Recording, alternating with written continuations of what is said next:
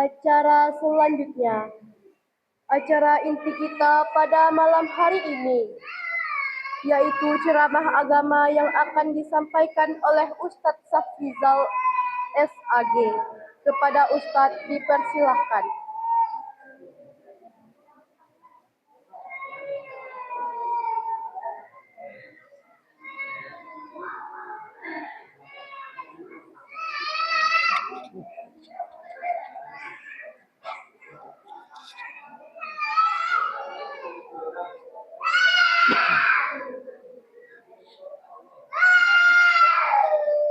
Bismillahirrahmanirrahim. Assalamualaikum warahmatullahi wabarakatuh.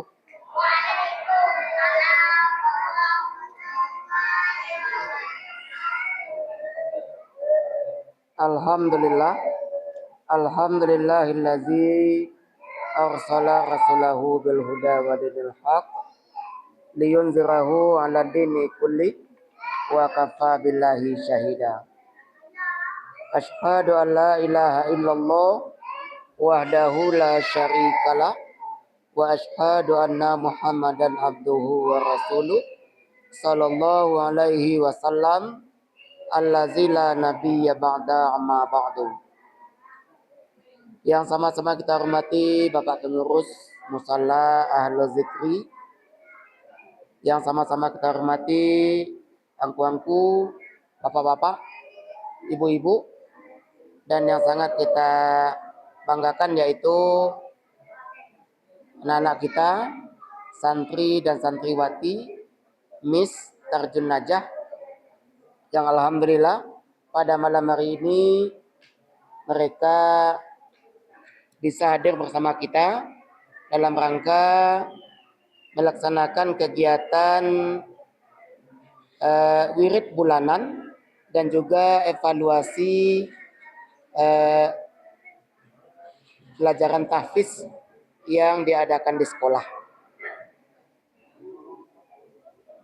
Puji dan syukur marilah kita ucapkan pada Allah Subhanahu wa taala, yang mana Allah selalu memberikan nikmat pada kita, sehingganya pada malam hari ini alhamdulillah kita cukup ramai hadir.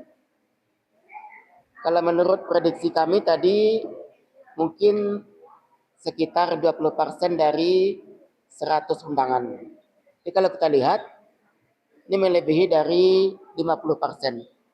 Alhamdulillah, mudah-mudahan ini tetap berlanjut dan kita berharap untuk pertemuan bulan selanjutnya kita mencapai kehadiran kita 100%. Yang tujuannya adalah yang pertama untuk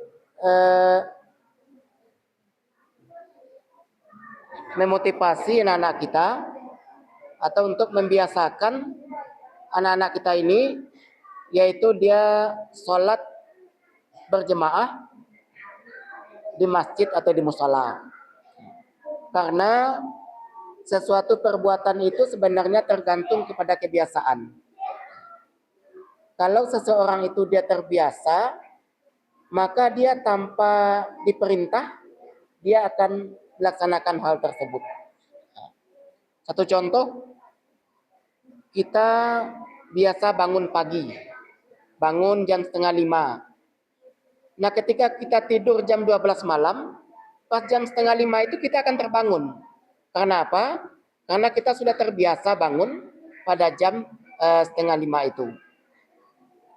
Jadi tujuannya adalah yang pertama untuk meramaikan rumah Allah dan meramaikan mushola. Yang kedua untuk melatih anak kita supaya dia itu bisa terbiasa untuk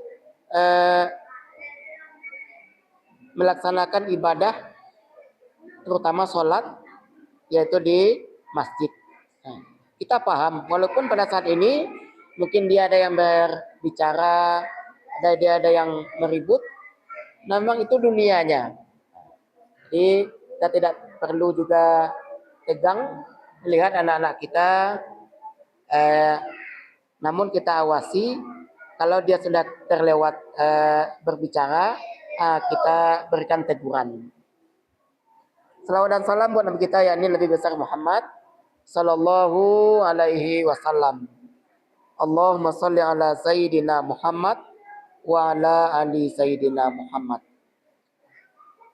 Bapak-bapak, ibu-ibu, para jemaah yang kami hormati, sebenarnya pada malam hari ini kalau untuk ceramah, saya juga agak grogi karena di depan saya ini ada senior. Jadi Bapak Fauzi, sering disebut dengan Pak Uncu, itu adalah senior bagi kami dahulunya ketika sekolah. Beliau kelas 3, kami kelas 1. Dan juga ketika di sekolah dulu, beliau itu cukup pintar. Dari segi ceramah, itu jauh tinggal kami dari beliau. Dan juga ada satu lagi, itu jadi Pak Anto. Pak Anto itu juga dia sealumni dengan saya di Pondok Pesantren Muhammad Nasir. Baiklah Bapak Ibu, kita tidak lama-lama karena kita bersama dengan anak-anak. Kalau lama nanti dia bosan, untuk pertemuan selanjutnya dia tidak mau ikut karena terlalu lama pulangnya. Jadi yang akan kami sampaikan pada malam hari ini adalah yaitu ada 3 pesan Allah kepada kita sebagai orang tua di dalam Al-Quran. Jadi ada 3 pesan Allah kepada kita sebagai orang tua, juga termasuk kami, karena kami juga sudah menjadi orang tua pada saat ini. Yang pertama yaitu di dalam surat At-Tahrim, ini mungkin sudah hafal bagi kita sebagian, yaitu kata Allah, ya ayyuhallazina amanu qu anfusakum wa ahlikum naro. Wahai orang-orang yang beriman, peliharalah dirimu dan keluargamu dari azab api neraka. Nah, kalau kita lihat pada ayat itu, bahwa Allah Subhanahu wa taala memanggil kepada kita sebagai orang tua, sebagai ibu, sebagai ayah, yaitu untuk memelihara. Kalau yang namanya memelihara, menjago, tentu kita mungkin biasa, bahasa ini sudah terbiasa bagi kita. Contoh wak memelihara, menjago sesuatu. Kalau yang namanya wak jago, itu ndak wak palapih saya dong. Ndak wak biasa bak katanya. Contoh wak punya ternak ayam di rumah. Ternak ayam itu wak pelihara. Kalau namanya wak pelihara, tentu mungkin makannya wak perhatian, minumnya wak perhatian, dan yang lain-lain kita perhatikan seluruhnya. Nah, di dalam ayat ini Allah mengingatkan pada kita, ya ayyuhallazina amanu qu anfusakum. Wahai orang-orang beriman, peliharalah dirimu, kata Allah. Jadi pertama sekali Bapak Ibu, yang harus kita pelihara dalam hidup itu adalah diri kita masing-masing terlebih dahulu.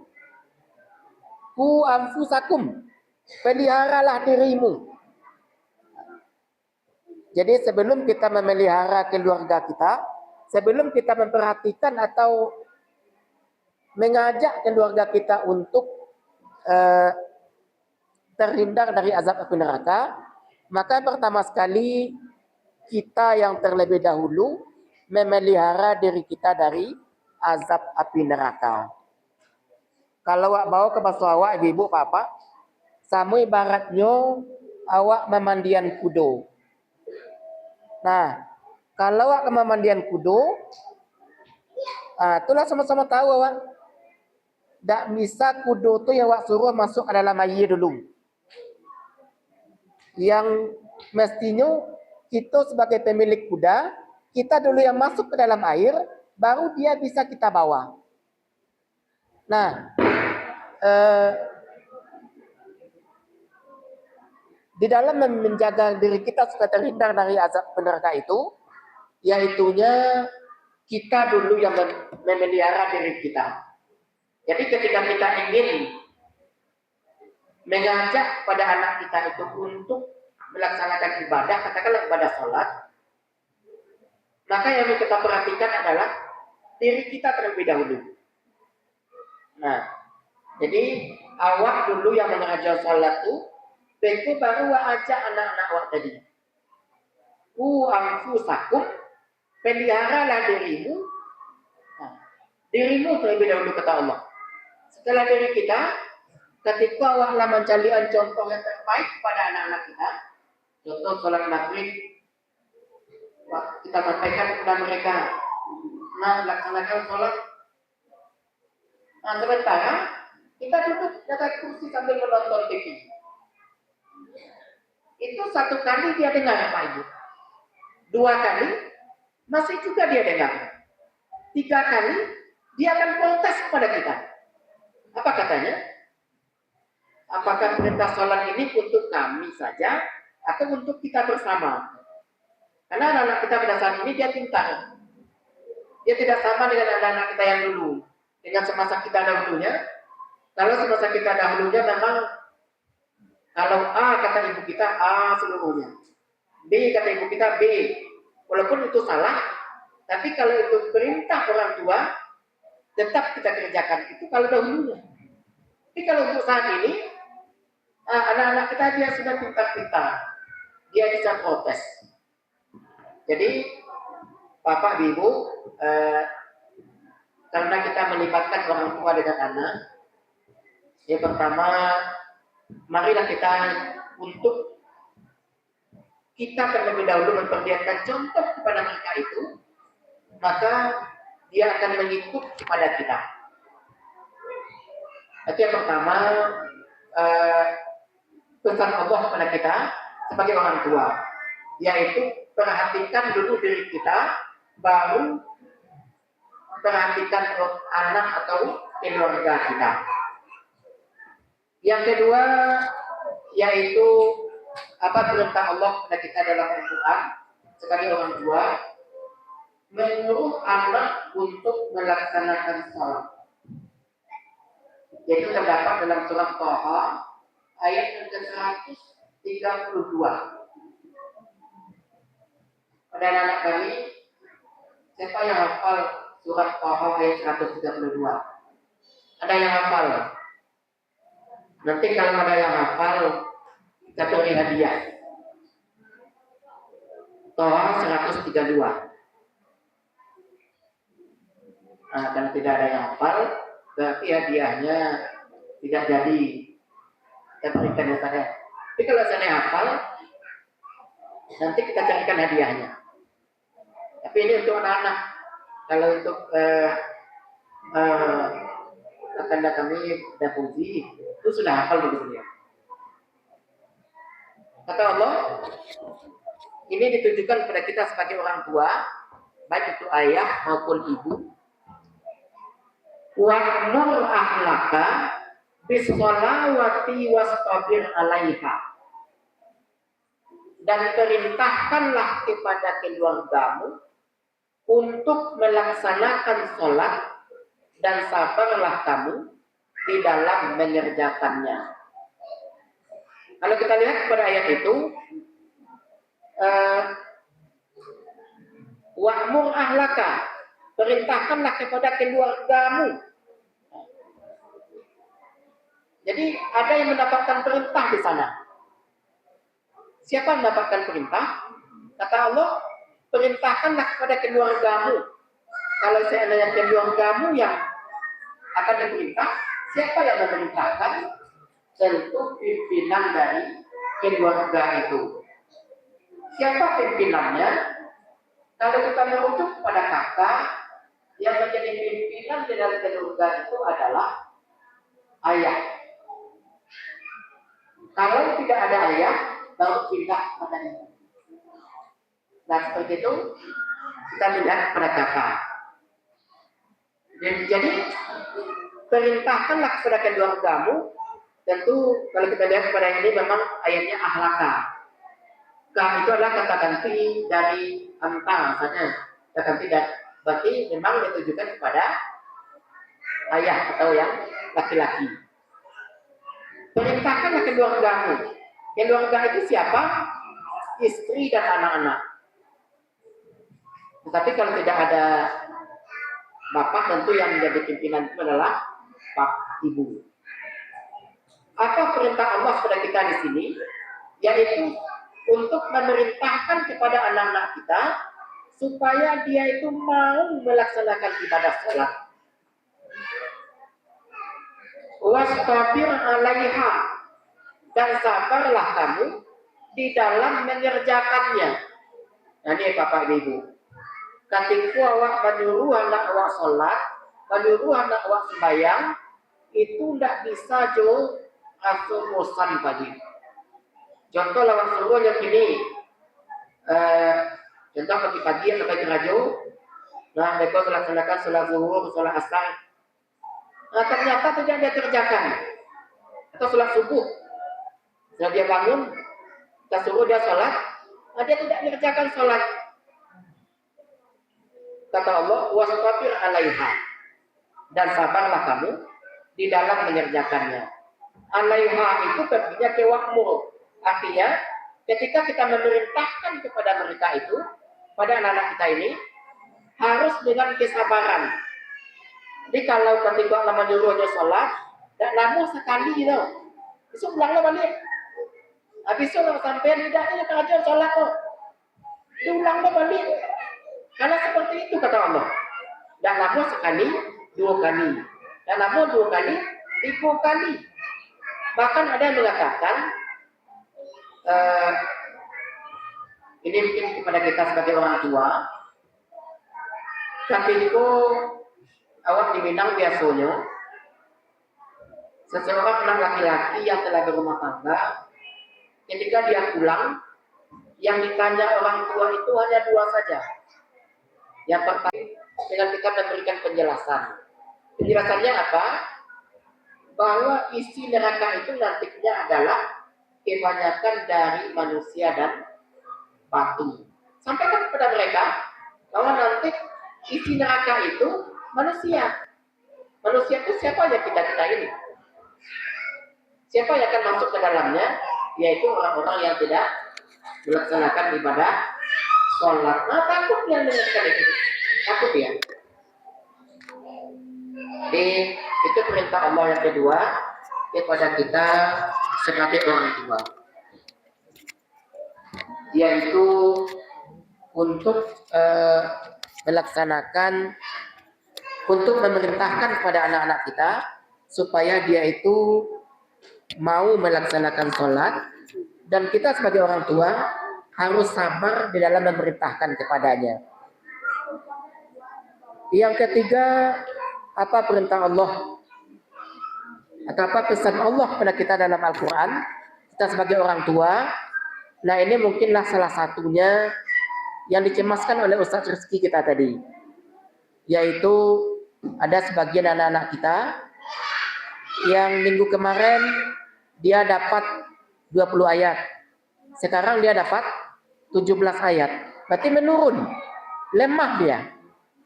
Nah, inilah yang kita khawatirkan, kita sebagai orang tua terhadap anak-anak kita. Apa kata Allah dalam surat An-Nisa ayat yang ke-9?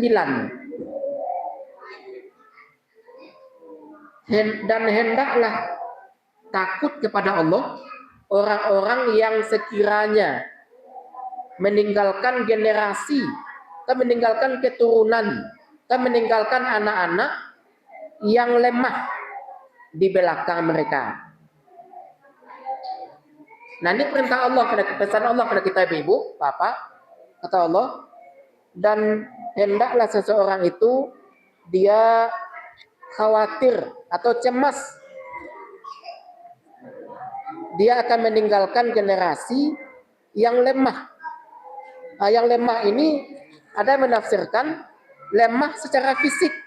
Nah, fisiknya lemah. Kalau tagaknya tidak tagaknya, berjalannya tidak lurus. Nah, terus kita cemaskan tuh ibu. Yang tidak kalah pentingnya, yang harus kita cemaskan itu terhadap anak-anak kita adalah lemah dia dari segi agama. Jadi kita berharap mudah-mudahan anak-anak kita ini dia tidak lemah dari segi agama. Kalaulah dia lemah dari segi agama, contohlah nanti ketika dia sudah besar, dia berpenghasilan tinggi, tapi dia lemah dari segi agama. Tentu harta yang dia dapatkan itu yang pertama yang akan menyeretnya ke dalam api neraka. Kalau seandainya dia itu lemah dari segi agama. Atau kalau kini ku ibu wacan dia, ketika ada orang yang meninggal orang tuanya, kerajuan anakku, yang seharusnya ketika orang tuanya meninggal, anak itu yang menyelenggarakan, mulai dari memandian, mengafani, mensolatkan, dan menguburkan orang tuanya. Itu yang seharusnya. Tetapi kini ada jadi sebagian ketika orang tuanya meninggal, kerajuan anak itu adalah mambi mungkum, artinya memoto kerajuannya. Hanya foto lama, aku amat sedang mandi, aku amat sedang dikafani, aku amat sedang disolatkan, itu foto amat sedang dikuburan. Padahal itu kayak diharapkan tidak. Diambil atau tidaknya fotonya itu tidak masalah. Gunanya juga tidak ada bagi kita. Yang harus itu adalah ketika orang tuanya meninggal, anaknya lah yang berkewajiban untuk yang pertama memandikan. Apalagi ibu-ibu, bapak, tentu kita tidak berharap kalau seandainya nanti aduh yang waktu sakitnya sakit talatak, sayang anak ibu, kalaulah lalu sewanya dekok nyagi pempes, siap itulah payah ke pempes, lah cuma aja mencuci kepala, nyualeh lah sampai lalu tuh di plastik, nyualeh di plastik, itu sayang anak tuh, kadang dia nggak nyepabian saja, nyualeh di plastik, kalau laga sebulan lalu ada plastik, itu terbayang lewatnya, kejadiannya sudah itu. Kalau laga sebulan atau 2 bulan lalu ada plastik, itu ada kemungkinan maruyak pinggang awak, maruyak pinggang. Deko pas memandian, orang lain lu yang memandian, dak lu anaknya dong. Apakah yang akan terjadi setelah itu? Yaitu aib kita sebagai orang tua akan disebut oleh orang lain. Mungkin orang lain juga tidak bisa kita salahkan, karena dia melihat seperti itu. Dia ketika memandian si anu petangko, jadi kapasu rasanya, bau dan sakit busuk aja. Tapi kalau anak yang memandian awak, tak mungkin itu sabu-sabu itu. Tak mungkin itu sabu-sabu. Pasti akan dia jaga. Dia tidak akan disebarkan keluar aib orang tuanya. Jadi kata Allah, dan hendaklah kamu khawatir akan meninggalkan generasi yang lemah. Kamu lemah secara fisik, lemah badannya. Kalau kini kalau orang kesehatan stunting, kalau lemah dari segi agama. Di kodape jangan sampai anak waktu lama baik dari segi fisik maupun dari segi agama. Supaya tidak lemah dari segi agama, tentu kitalah sebagai orang tua yang memberikan pendidikan kepada mereka, yang memberikan motivasi kepada mereka, terutama dari segi agama.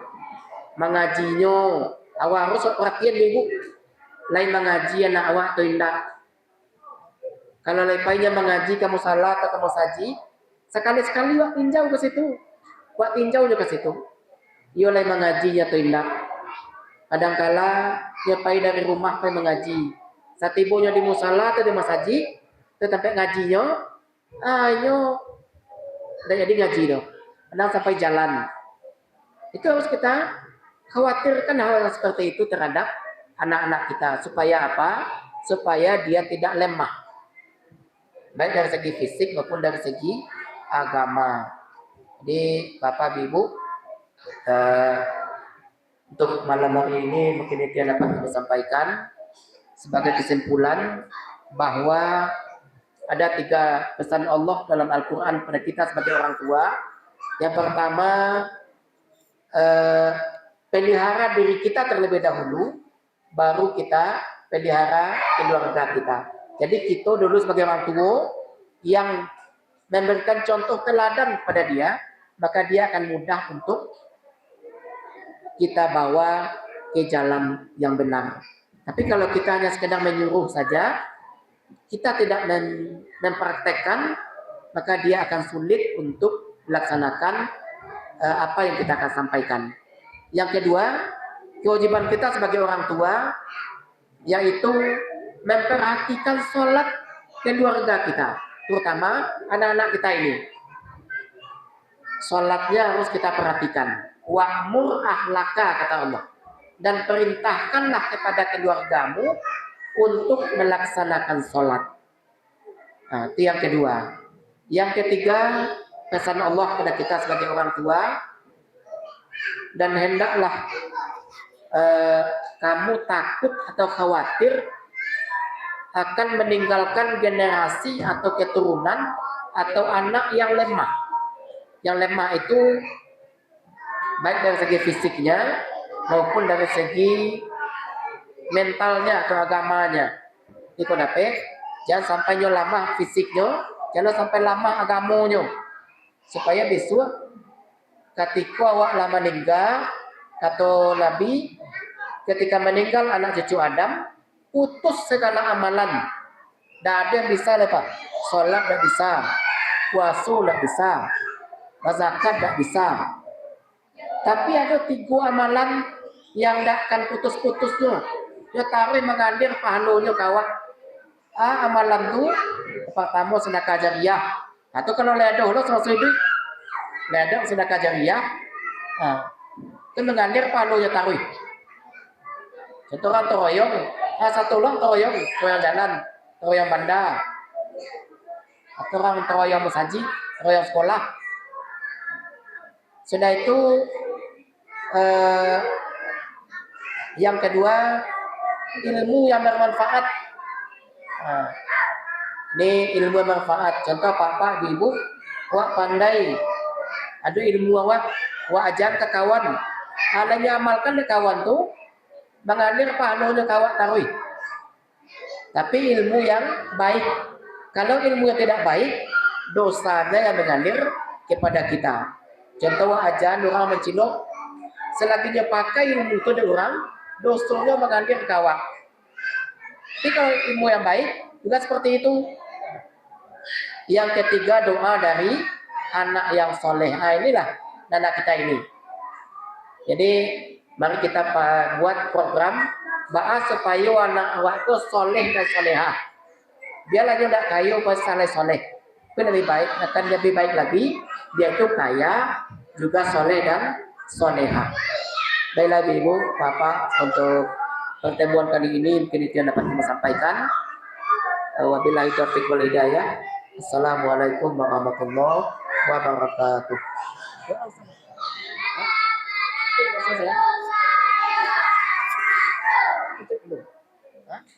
Doa langsung. Ayo.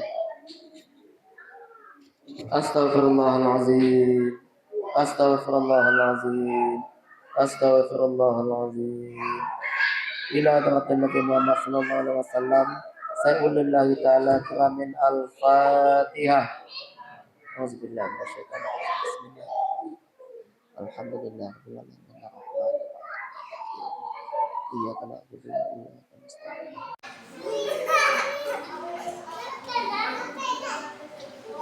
Auzubillahi minasyaitonir rajim. Bismillahirrahmanirrahim. Alhamdulillah rabbil alamin wassalatu wassalamu ala asyrafil anbiya'i wal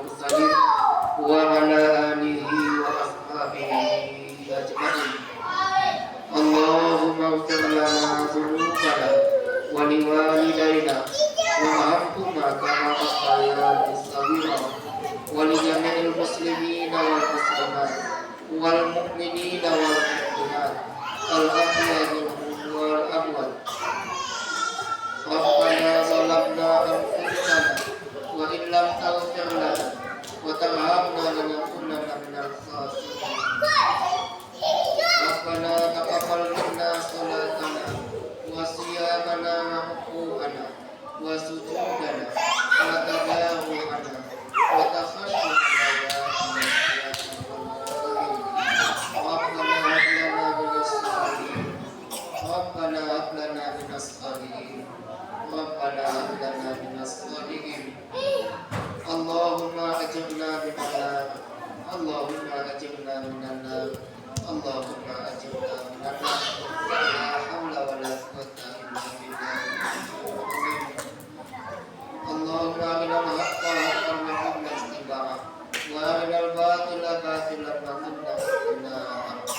Allahumma inna nas'aluka salamatal din wal afiyatan fil jasadi wa dhikri wa barakatan fil rizqi wa tawbatan wa rahmatan fil amal wa maghfiratan qabla al-maut.